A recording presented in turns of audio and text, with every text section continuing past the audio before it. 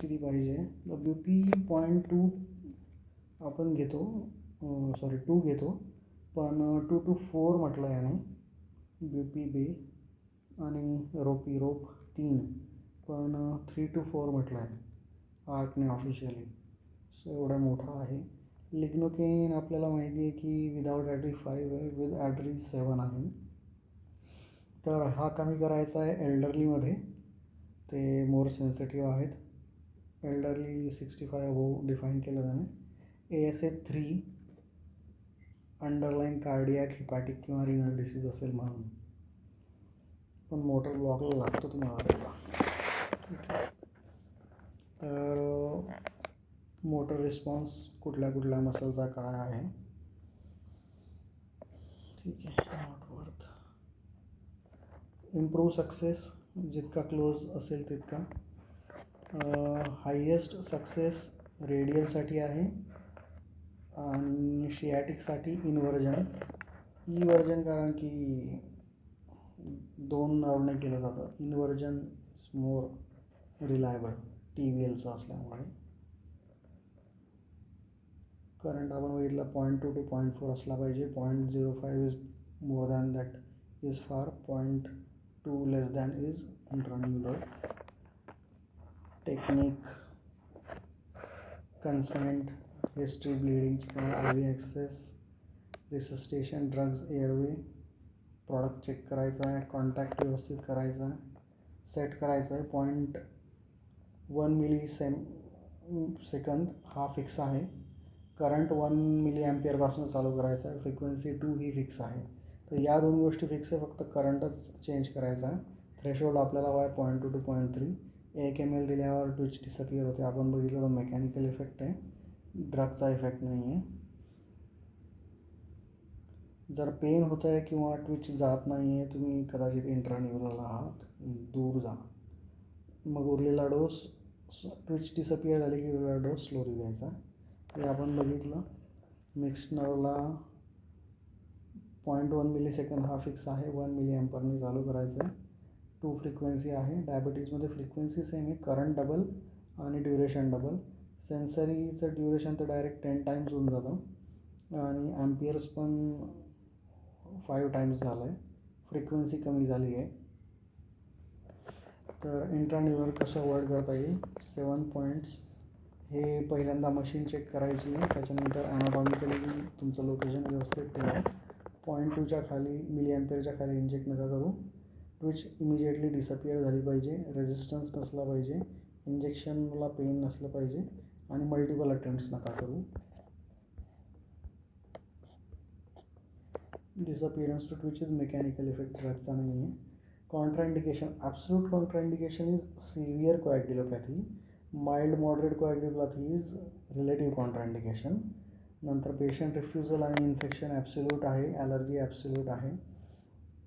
Distorted anatomy relative आहे, कारण की मग तुम्ही डबल गायडन्समध्ये देऊ शकता, सोनोग्राफी प्लस स्टिम्युलेटर. मग प्रत्येक नर्वचा त्याने सप्लाय सांगितला आहे आणि कुठल्या कुठल्या ब्लॉकला कुठल्या मसल्स जातील. ठीक आहे.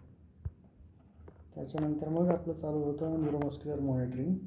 तर ASA स्टँडर्डनुसार न्यूरोमस्क्युलर ब्लॉकर दिलं की न्यूरोमस्क्युलर मॉनिटरिंग इज कंपल्सरी. तर त्याच्यात 2 उपाय आहेत, इलेक्ट्रिकल आणि मॅग्नेटिक. मॅग्नेटिकमध्ये इश्यू आहे की इक्विपमेंट बल्की आहे आणि बाकीच्या गोष्टी नाही कळत. सुप्रामॅक्झिमल आणि टॉफ. फिजिकल कॉन्टॅक्टची गरज नाही, हा एक फायदा आहे. पेन कमी आहे, हा एक फायदा आहे. पण इतर जे क्वांटिटेटिव्ह गोष्टी आहेत त्या नाही आहेत आणि प्रॅक्टिकल नाही आहे ओटीमध्ये या गोष्टी घेऊन. आणि इलेक्ट्रिकलमध्ये पण कुठे गेलं,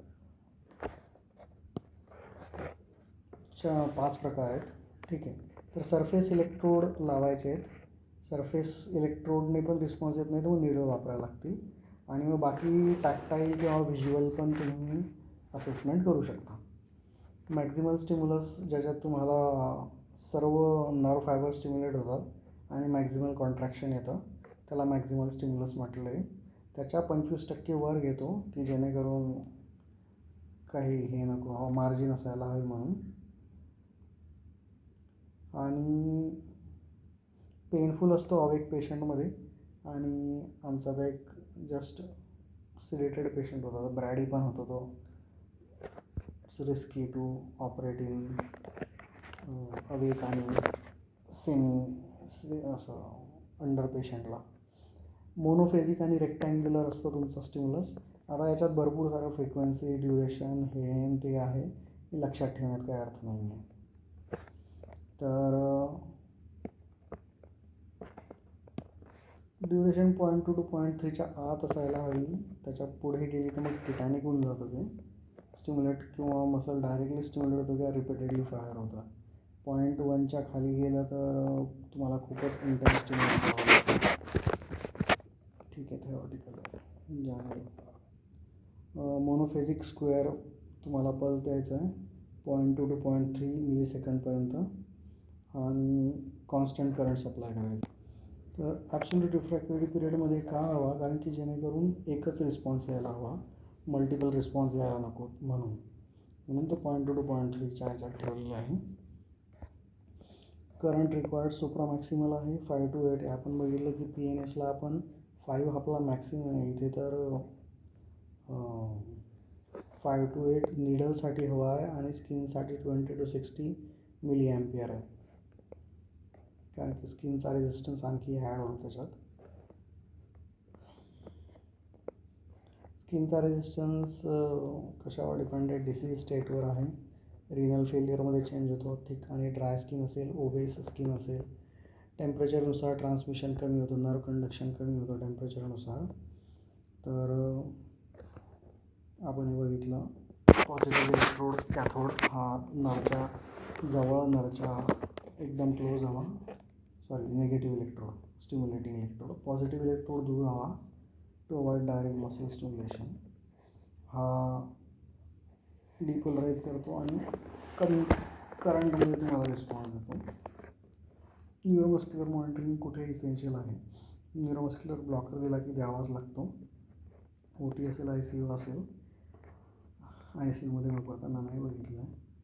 पेशंटला सिरियस रेस्पायरेटरी डिसीज असेल, मॉर्बिड ओबेस असेल, रिव्हर्सल एजंटमुळे हार्म होऊ शकतो. समजा टॅकी आहे, कार्डियक इश्यूज आहेत, लिव्हर आणि रिनल डिस्फंक्शनमध्ये ऑलरेडी न्यूरोमस्क्युलर ब्लॉकर प्रोलॉंग नसतील, फार्माकोकायनेटिक अल्टर्ड आहेत, न्यूरोमस्क्युलर डिसऑर्डर्स, ग्रेव्हिस किंवा लॅम्बर्ट, इटन लॅम्बर्ट, आणि प्रोफाइंड ब्लॉक जिथे आहे हवा आहे, neurosurgery, vascular surgery, ocular surgery पण, तर इथे तुम्हाला डीप लागेल, तेव्हा मॉनिटरिंग लागेल. तर व्हिज्युअल आणि टॅक्टाईल जे असेसमेंट आहे it is not reliable. Objective जे आहे ते सेन्सिटिव्ह आहे आणि रिलायबल पण आहे. तर मायोग्राफी वेगवेगळ्या प्रकारची आहे. तर मेकॅनिकल जी आहे ती गोल्ड स्टँडर्ड आहे. स्ट्रेन पॅटर्न किंवा टेन्शन मोजते ती, पण ते मोजणं फार कंबरसम आहे. एक फिक्स लोड द्यावा लागतो, मग त्याला मोजा, तर इट्स कंबरसम जॉब. नंतर इलेक्ट्रोमायोग्राफी पण करायला इझी आहे. छोटंसंच ॲपरेटस असतं आणि भरपूर साऱ्या ठिकाणी लावू शकतो. नंतर ॲक्सिलरोमायोग्राफी जे आपण OTमध्ये वापरतो. नंतर पिझो इलेक्ट्रिक न्यूरोमस्क्युलर मॉनिटर. तर पिझो इलेक्ट्रिक न्यूरोमस्क्युलर मॉनिटरमध्ये आपण एक काहीतरी फिल्म असते, त्याच्यातलं टेन्शन चेंज होतं, मग तेव्हा कळतं की मसल ॲक्ट होते की नाही. नंतर फोनोमायोग्राफी, कॉन्ट्रॅक्शनमुळे मायनर साऊंड्स तयार होतात, मायक्रोफोन, ते मोजले जातात. नंतर कायनोमायोग्राफी आहे, एक नवीन आलं आहे. तर हे पिझो इलेक्ट्रिक सेन्सर आहे, त्याच्यात पण पुन्हा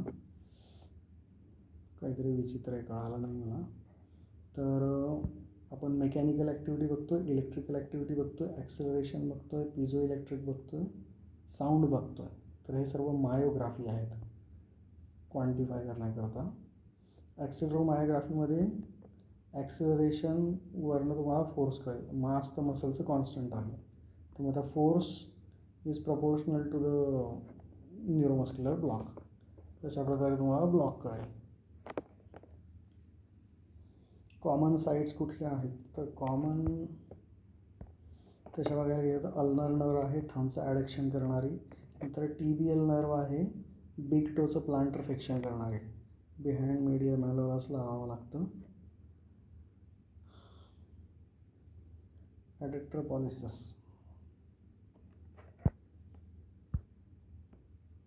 नंतर फेशियल आहे. तुम्ही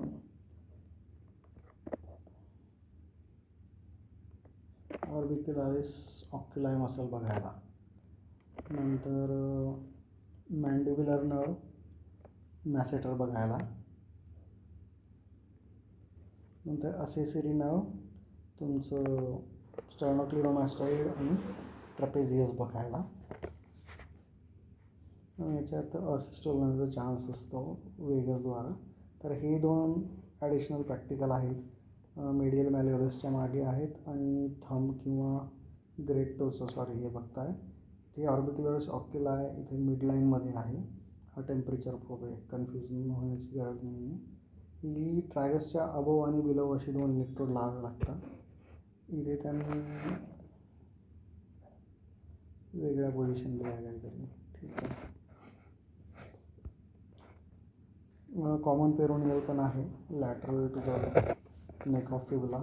फूटचं डॉर्सिफिक्शन. प्रॉब्लेम आहे की ॲक्सिलरोमीटर कसं लावतात ते कोणी फोटोमध्ये दाखवलेलं नाही आहे, फक्त इलेक्ट्रोड्स दाखवले. तर पॅटर्न ऑफ स्टिम्युलेशन आहेत सिंगल ट्विच.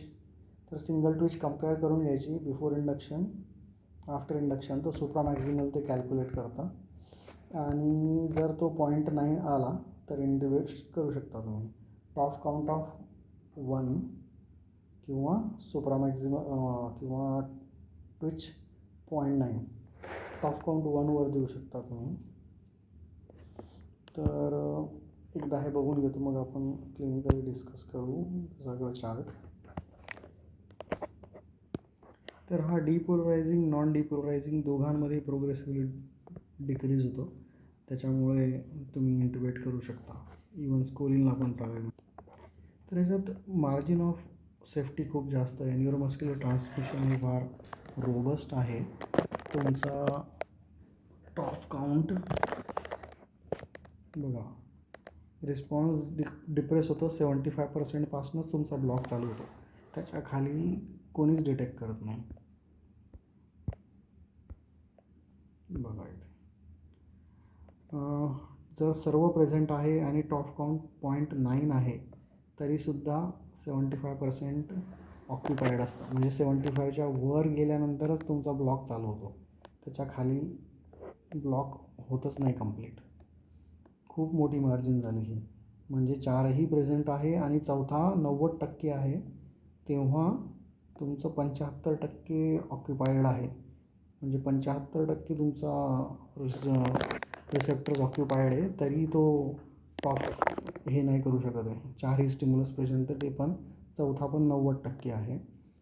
तर एक ट्विच लॉस झाला तर मग 70, दुसरा लॉस झाला तर 80, तिसरा झाला तर 90%, चौथा लॉस झाला ट्रेन ऑफ 4 0 आहे, तर तेव्हा कुठं जाऊन तुमचा डीप ब्लॉक होतो. तर हे ब्लॉकचं गाईड आहे. तर तुमचा बघा TOF 0 आहे तर तुमचा ब्लॉक डीप आहे, एकही ट्विच नाही आहे. आणि एक जरी ट्विच आली, ट्रेन ऑफ 4 एक जरी आली तरी तुमचा ब्लॉक मॉडरेट होऊन जातो. कारण की तुमचं बघा 0.9 जरी असेल, म्हणजे 90% जरी असेल तरी म्हणजे 75%च तो ऑक्युपाईड आहे. 25% तुमचा डोस कमी झाला, म्हणून आपण ऑलमोस्ट 1/5 ऑफ द डोस देतो. 20% डोस रिपीट करतो आपण समजा. तर तुमचा ट्रेन ऑफ 4 आलं की तो ब्लॉक मॉडरेट होतो. ट्रेन ऑफ 4 0 झाला की तो तुमचा ब्लॉक डीप आहे. तर इंडक्शनला आपण ॲडॅक्टर पॉलिसिसला बघतो. ॲक्च्युली ॲडॅक्टर पॉलिसिस दूर आहे, ब्लड सप्लाय चांगला नाही आहे, तर इंडक्शनसाठी चांगली नाही. इंडक्शनसाठी ऑर्बिक्युलारिस ऑक्युलाय चांगली आहे, परंतु ठीक आहे. त्याच्यामुळेच त्यांनी म्हटलं की तरी ट्रेन ऑफ 90% सिंगल ट्विच किंवा 1 TOF काउंट 1 असेल म्हणजे 3 लॉस्ट, म्हणजे मोर दॅन 90%, तेव्हा तुम्ही इंटुबेट करू शकता. तर complete block is PTC 0. Even post tetanic पण काहीच नाही आहेत. मग डीप डीप इज PTC. काही पण PTC आला पण 10/4 नाही आहे तर तुमचा जाऊन तो डीप ब्लॉक होतो. आणि मग 1 2 3 काहीही आला तुमचा ब्लॉक मॉडरेट आहे, कारण की 4 आला की तुमचा तो ब्लॉक शॅलो होऊन जातो. टॉफ काउंट 4 आला की you have to give something. तुम्हाला मसल रिलॅक्सेशन रिपीट करायला लागेल आणि मग त्याच्यानुसार त्यांनी डोस दिलेला आहे. मग 0.4 to 0.9 इज मिनिमल ब्लॉक आणि मग 0.9च्या वर तर रिकव्हरीच मानली जाते. तर इथे छानपैकी त्यांनी डोस दिला आहे.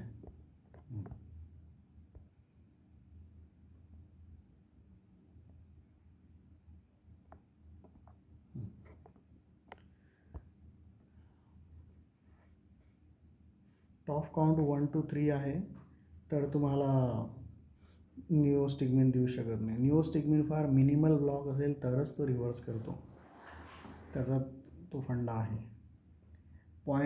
तुमचा टॉफ काउंट 2 आला तर तुम्ही पुढे चालू करू शकता आणि टॉफ काउंट 2 to टॉफ रेशिओ 0.04 तेव्हा तुम्ही 50 देऊ शकता.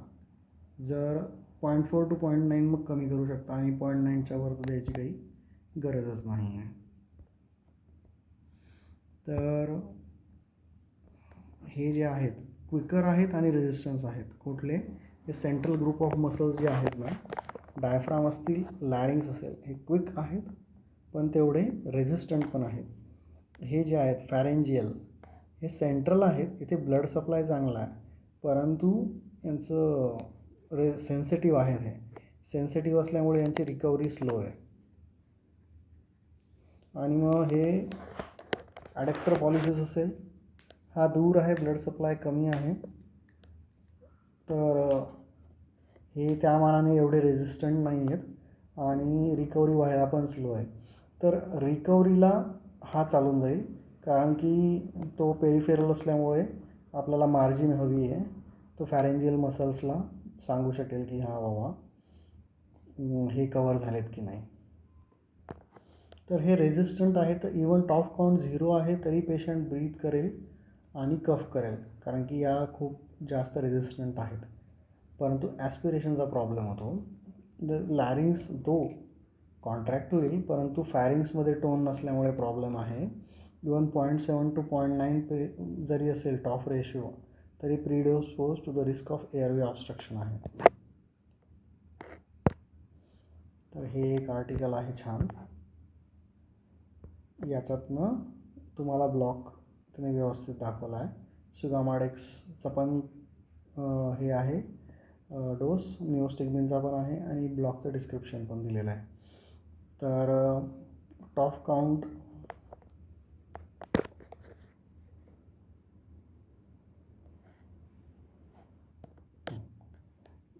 टॉफ काउंट 0, PTC 0, PTC 0 एक पण नाही. PTC मी 16चा डोस द्यायला लागेल. PTC काही पण आलं तो डीप ब्लॉक होऊन जातो पण टॉफ काउंट 0 आहे. टॉफ काउंट 1 to 3, टॉफ काउंट काहीही चालू झाला तो मॉडरेट ब्लॉक होतो. टॉफ 4 झाला की तो रिकव्हरीला येऊन जातो. टॉफ 4 इज रिकव्हरी. तर मॉडरेट ब्लॉक आणि रिकव्हरी, मॉडरेट ब्लॉकला तुम्हाला 2 द्यायचं, डीप ब्लॉकला 4 द्यायचं आहे. निओस्टिग्मिन तुमचा रिकव्हरी चालू झाल्यावरच देऊ शकतो. तोही आपण कमीत कमी 2 टॉफ काउंट 2 असल्यानंतरच 2 ते 0.4 तुम्हाला तो 50 द्यावा लागेल. मग 0.4 to 0.9 तुम्ही 30 माइट्स देऊ शकता. 0.9च्या वर द्यायची गरज नाही. तर जर तुम्ही न्यूरोमस्क्युलर ब्लॉकर दिलेला आहे पेशंटला त्याच्यानंतर निओस्टिग्मिन द्या म्हणतो तो, कारण की टॉफ काउंट इवन जरी मोर दॅन 0.9 असेल तरी आपण बघितलं की त्या काउंटला पण तो 75% ॲसिटाइलकोलिन रिसेप्टर ऑक्युपाईड आहेत आणि त्याने तुमचं मसल ब्रीदिंग फंक्शन हे नाही होत परंतु ॲस्पिरेशनचा जास्त प्रॉब्लेम होतो. आणि निओस्टिग्मिन दिल्याने तोटा नाही होत, न दिल्याने जास्त तोटा होतो. तर हे तर ठीक आहे, लेस दॅन 0.9 आहे. ऑब्स्ट्रक्शन, स्वॉलोइंग, इम्पेअर्ड कोऑर्डिनेशन, इसॉफिगसचा टोन, ॲस्पिरेशन, हायपॉक्सिमियाचा चान्स, डीप ब्रीदिंग आणि unpleasant senses, symptom of muscle weakness. तर 0.9 असेल तरी दिला तरी चालतं निओस्टिग्मिन, बेटर टू गिव्ह. आणि अवेक पेशंटमध्ये काय आहे, कारण की त्याचा एकही रिसेप्टर ऑक्युपाईड नाही आहे, तर त्याला कोलिनर्जिक विकनेस होतो. पण जर तुम्ही पेशंटला आहे दिलेलं न्यूरोमस्क्युलर ब्लॉकर, तर बेटर गिव्ह निओस्टिग्मिन, काही फरक नाही पडणार. आणि adverse effect are not greater. भीती आहे की तुम्हाला कार्डियक पेशंटमध्ये बाबा कोलिनर्जिक वगैरे होईल, but it is more of concern rather than practice. आणि दुसरं आहे की जे बेन्झिल आयसोक्विनोलिम आहे त्याच्यावर सुगामाडेक्स तर नाही, तर त्याच्यामुळे निओस्टिग्मिन जाणार नाही आहे काही झालं तरी, सुगामाडेक्स जरी असेल तरी, कारण की सगळ्यांना तुम्ही रॉक आणि वेग नाही देत. आणि निओस्टिग्मिन स्लो आहे, व्हेरिएबल आहे, खूप वेळ घेतो. इथे जरी दिला तुम्ही या लेवलला तर तो 20 मिनटं घेतो, या लेवललाही तो 10 मिनटं घेणार आहे ॲक्ट करायला. ठीक आहे, तेवढा पेशंट रिकव्हरी घेईपर्यंत मॉनिटर्स लावेपर्यंत होऊन जातं.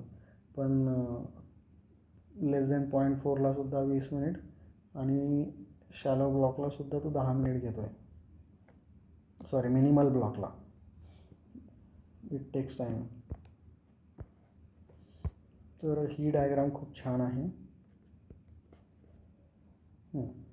तर before an neuromuscular block TOF count 4 असणार, टॉफ रेशो 1 असणार, फेट नसणार. आफ्टर न्यूरोमस्क्युलर ब्लॉक तुमचा कमी कमी होत जाईल, 1 आला टॉफ काउंट की तुम्ही इंटिवेट करू शकता. अडॅक्टर पॉलिसिस दूर आहे बाबा, ठीक आहे, त्याच्यामुळे तुम्ही देऊ शकता. TOF count 1 to 3 is okay for moderate block, is okay for most of the surgery. Deep block म्हणजे टॉफ काउंट 0, PTC काही जरी असेल तरी, any positive value. Complete block PTC 0, TOF तर 0च राहणार तेव्हा. आणि टॉफ रेशो चालू झाला म्हणजे तुमचं रिकव्हरी चालू झालं. शॅलो ब्लॉक आहे लेस दॅन 0.04, मिनिमल ब्लॉक आहे 0.0 to 0.09. आणि हे DBS दिलं आहे, DBSचा नो फेड आहे आणि ॲक्सेप्टेबल रिकव्हरी. तर तुमच्याकडे ट्रेन ऑफ TOFR रेशो नसेल तर DBS देऊ शकता. DBS दुसरा जो 2 देता ना तुम्ही, डबल बस्ट, तर दुसरा इक्वल आहे तर ठीक आहे, रिकव्हरी आहे. जर इक्वल नाही आहे तर रेसिड्युअल आहे, एवढंच त्याचं. आणि DBSचं तेच आहे, तो क्लिनिकल जजमेंट आहे बाय क्लिनिशियन. 2 स्टिम्युलस दिल्यानंतर दुसरा इक्वल असेल तर रिकव्हरी पूर्ण आहे, दुसरा वीक आहे म्हणजे अजूनही रिकव्हरी बाकी आहे. ट्रेन ऑफ 4चा ratio is the most reliable thing. आणि क्लिनिकल तर तुम्हाला बघायचंच आहे, clinically you can not exclude. तर क्लिनिकली हे तुमचे पॅरामीटर्स आहेत,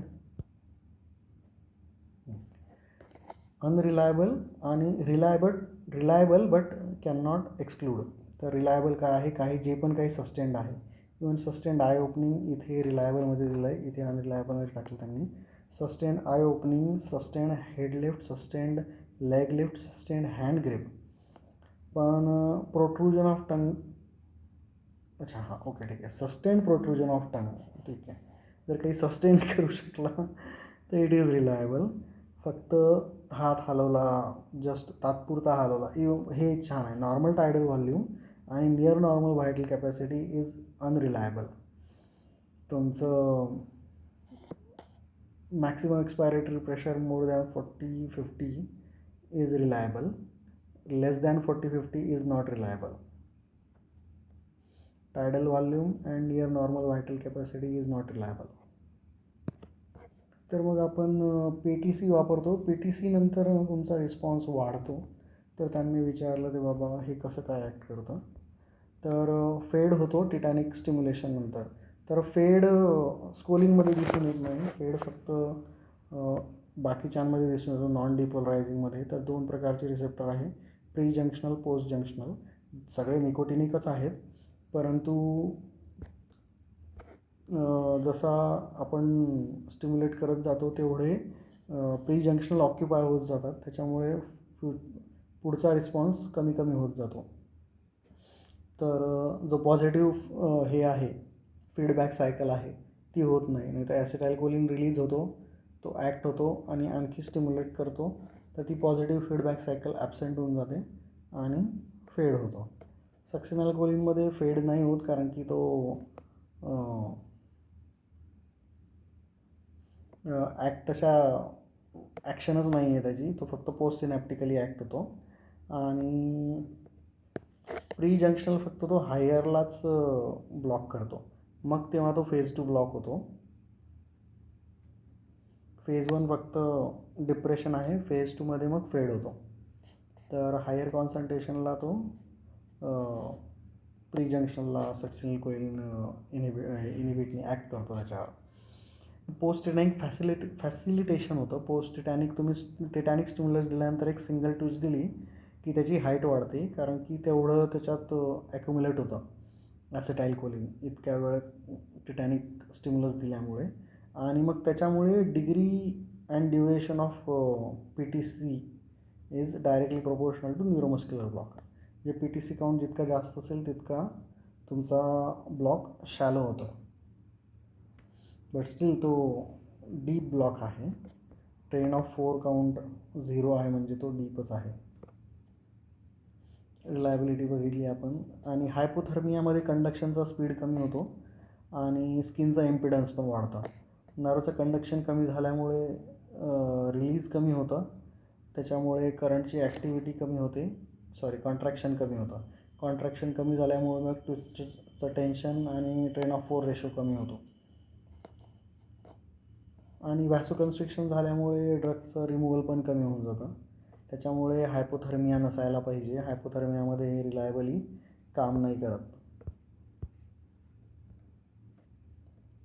स्टिम्युलेशन पॅटर्न आपण बघितला की सेंट्रल मसल्स ज्या आहेत त्या लवकर अफेक्ट होतात पेरिफेरल मसल ब्लड सप्लायमुळे, परंतु डायफ्राम आणि लॅरिंग्स इज रेझिस्टंट. बाकीच्या मसल्स तेवढ्या फॅरिंजियल मसल्स ज्या आहेत त्या रेझिस्टंट नाही आहेत, सेन्सिटिव्ह आहेत. तर डायफ्राम आणि लॅरिंग्स सेंट्रल सप्लाय ऑनसेट आणि ऑफसेट फास्टर आहेत. Peripheral muscles poor supply block delayed आहेत, परंतु सेन्सिटिव्ह असल्यामुळे रिकव्हरी स्लो आहे. अप्पर एअरवे आणि फॅरिंग्स या सेंट्रल मसलसारख्या आहेत, त्यांचा फास्ट ऑनसेट आहे, ब्लड सप्लाय चांगला आहे, परंतु पेरिफेरल मसल्सप्रमाणे बिहेव करतात, त्या रिकव्हरी त्यांची डिले आहे, सेन्सिटिव्ह आहेत. तर डायफ्राम सगळ्यात जास्त लाईफची ब्रीदिंग मसल आहे, प्राण त्याच्यात आहे, त्याच्यामुळे ती सगळ्यात रेझिस्टंट आहे. परंतु सगळ्यात आधी ती हिट होते कारण की ब्लड सप्लाय चांगला आहे. तर ॲडक्टर पॉलिसिस ड्युरिंग इंडक्शन एवढं डायफ्रामला रिफ्लेक्ट करत नाही. ऑर्बिक्युलरिस ऑक्युलाय बेटर राहील. तर ट्रेन ऑफ 4 1, टॉप काउंट 1 आणि ट्विच रिस्पॉन्स 90% असेल तर ट्यूब टाकू शकता. टॉप काउंट 1 म्हणजे तुमचा 90% ब्लॉक झाला. मेंटेनन्ससाठी